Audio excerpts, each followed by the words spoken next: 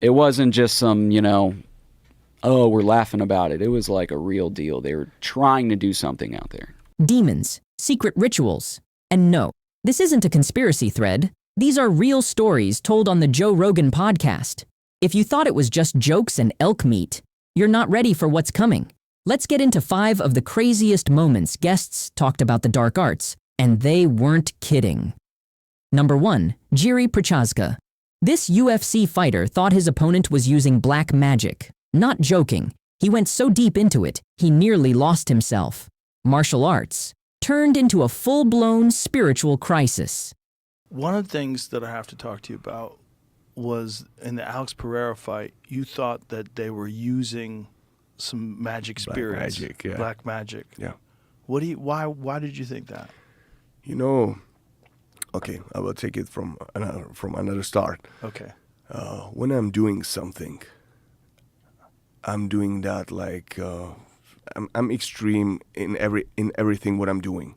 So I want to go to the bottom of the start where the source of that where it's going, and the source of the spiritual world of that question. What is the spiritual world?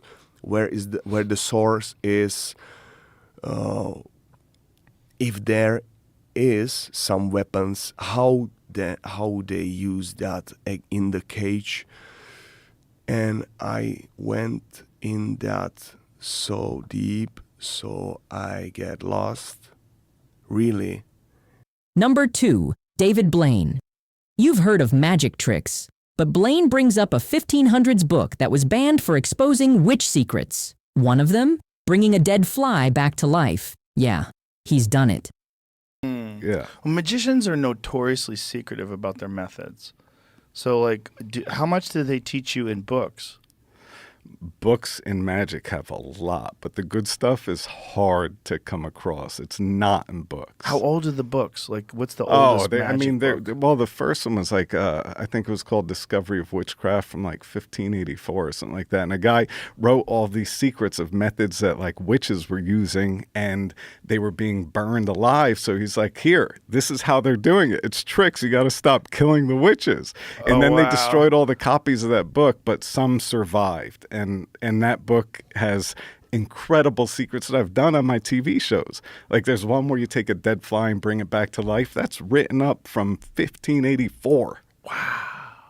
I believe it's 1584. That was one of the interesting things that I read about the invention of the printing press, that once they started making books, some of the first books were about how to spot witches. Like, I was thinking that, back then it must have been amazing because now all of a sudden people could, like, write down all this knowledge and people can learn. Like, nope. Some of the first books, like the most popular books, are like How to Spot a Witch. Number 3, Oz Perlman. Jamie thinks of his childhood crush. No name, no clue. Nothing said out loud. Oz still guesses it. Joe? Legit shocked. I want you, without using your fingers, to count the number of letters in this person's name. The real name or the character's name? I don't know if that matters. I don't know. I've never had a fictional character as my first crush. This guy got weird. I don't know. Whatever name you went with. I don't say it out loud. I'll go with the fictional character's name. Don't say no. Don't. To me, they weren't a real person then. So Well, I don't know. 9, I don't know. Oh, don't say. Oh, don't tell. Oh man, don't tell me. Don't give me any more clues. You're not gonna figure it out. Good. All right. You know what? Do this. Joe, I want you to see this. Should we get a piece of paper, write down? There's mics everywhere. Okay. Screw it. Don't even write down. No, not you. I was going to have him write it down. Yep. Okay. 8 or 9. Do me a favor. Sure. Count again, but to yourself. Don't do it out loud. Count to yourself. What, the letters? Yeah, don't do it out loud. The 8 or 9 wasn't the letters, but go ahead. Yeah.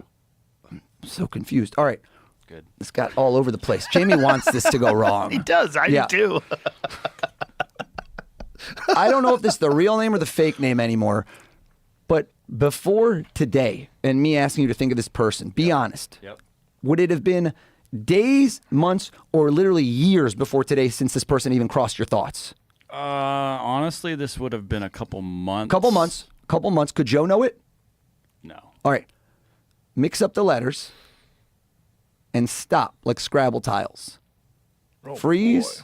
and grab out a letter somewhere in the name. Maybe grab one out of the middle. Okay. You got it? Sure. He did too, and he switched. I was trying to look to you. No, you did shifty eyes. He did this one and then this one. You didn't do a vowel, did you? I don't know. Well, you can tell me. Yes, I did. You did a vowel after all that? A-E-I-O-U, look at me. That's the first one I picked. And you went to the end. Do you think the last letter?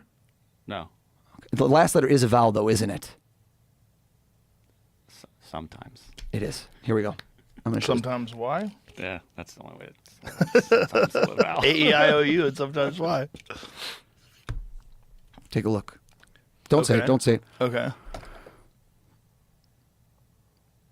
I don't know. This is, who knows? Was it 9 letters? The name is 9 letters long, isn't it? The real person's name is 9 letters. Yeah. I think. Yeah. The real and he hadn't thought of this person in months. It doesn't in a vowel. Yeah, it does. I know. I saw it, and you switched the one. And I wrote this down, Joe. You see it, right? I can't change it. No trick here. No BS. What's her name? This first crush. Saw her on TV. Her real name is Christine. Christine is what I wrote down. Christine is what I wrote down. Her fake name's Melody from Hey Dude. You don't have to tell me. I know. I know, Stan. Christine Taylor.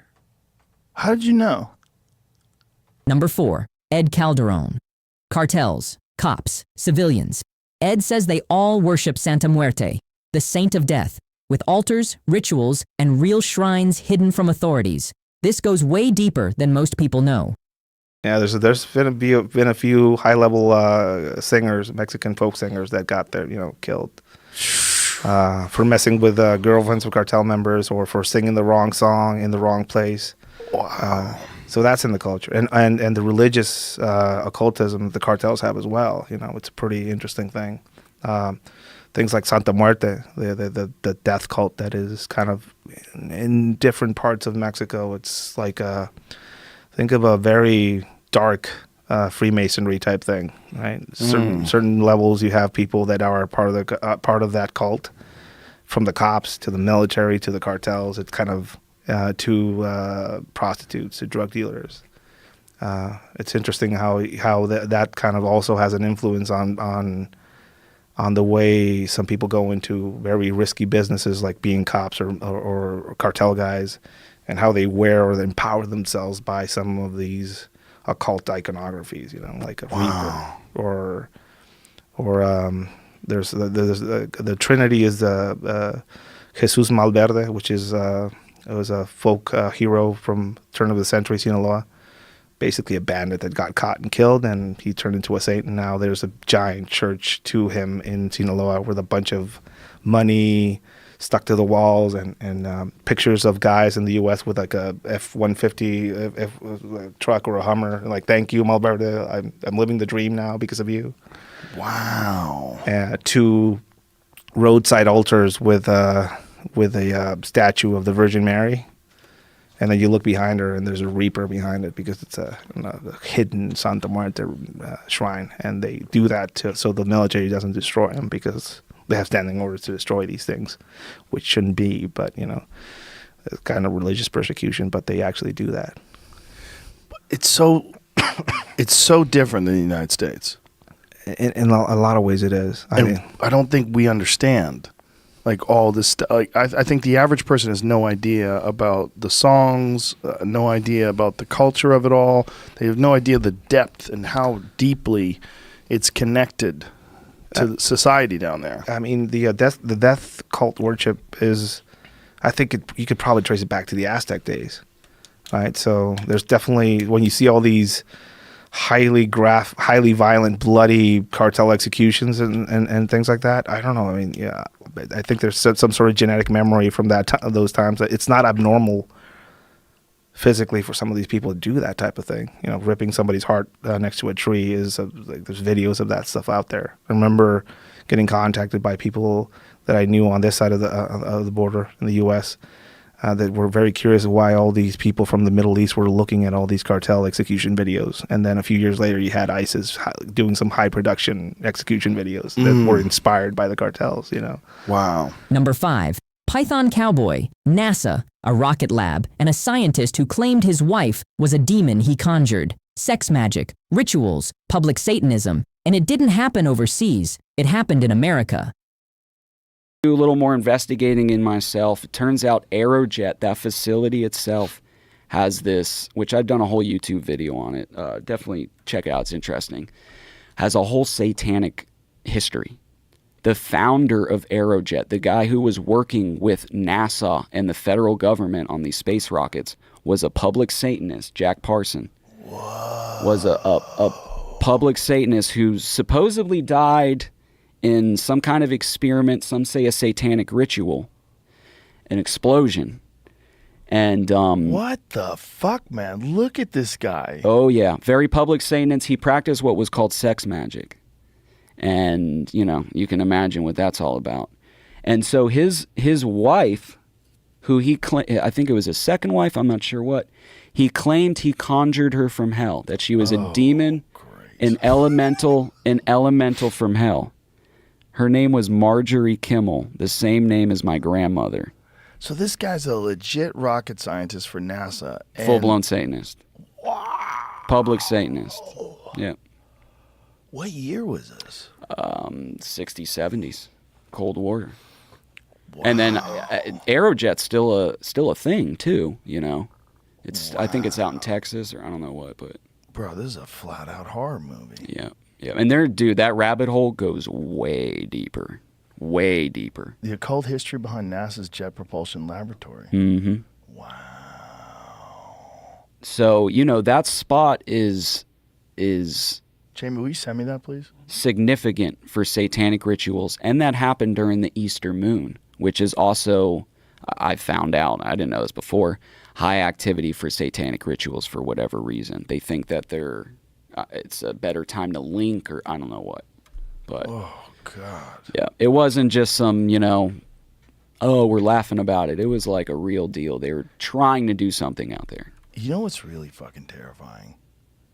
People dismiss the idea of demons. They dismiss it completely, but yet believe in God. Mm-hmm. Like if you tell people that you saw the devil, they're like, okay, yep. Mike saw the devil. Fuck out of here, Mike. What we drinking? What we doing, Mike? Even a swamp too long. Licking toads, Mike. Yeah, what the fuck you up to? Yeah. But if you tell them that, you know, God spoke to you, people will listen. Mm-hmm. If Satan is real, or if demons are real, if they really are a real thing, and these occultists really can summon them, you know how fucking terrifying that would be? Dude.